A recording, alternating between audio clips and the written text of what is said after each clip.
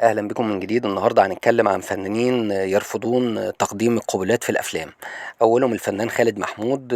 قال إن هو مع مصطلح السينما النظيفة وإنه نادم على مشهد القبلة في فيلم شاويش نص الليل.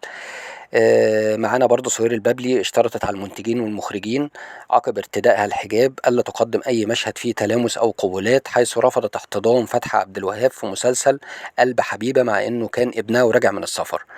منة عرفة برضو رفضت مشاهد الأحضان أو القبلات أو حتى يحملها رجل، حيث أثارت الجدل عندما رفضت أن يحملها محمد نجاتي في أحد المشاهد، ورفضها ده عمل مشكلة في الوقت دوت. كمال لطيفة رفضت تقديم مشاهد القبلات بالأفلام، وده عمل لها مشكلة مع المخرج الكبير يوسف شاهين أثناء تصوير فيلم سكوت هنصور، حيث رفضت تقديم القبلات وحتى لبس المايو.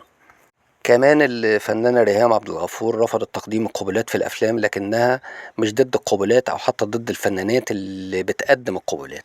آثار الحكيم برضو ضد مشاهد القبلات ورفضت تقبيل عادل إمام في فيلم النمر والأنثى، وتم عمل خدعة بالمشهد لكي يظهر كأنه قبلة لكن هو في الواقع ليس كذلك.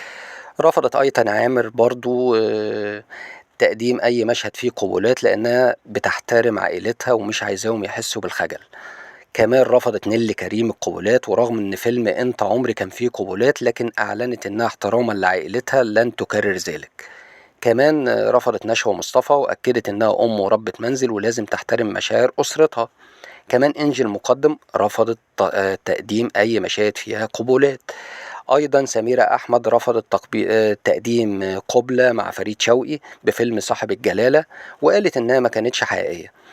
كمان رفضت أم كلثوم تقبيل أنور وجدي في فيلم فاطمة عام 1947، فتم تغيير مشهد النهاية ليكون نظرة حب وأغنية بدل من القبلة والعناق.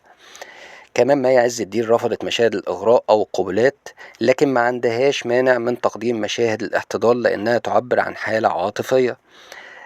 يوسف الشريف برضو رفض تقديم مشاهد القبلات أو تلامس مع فنانات.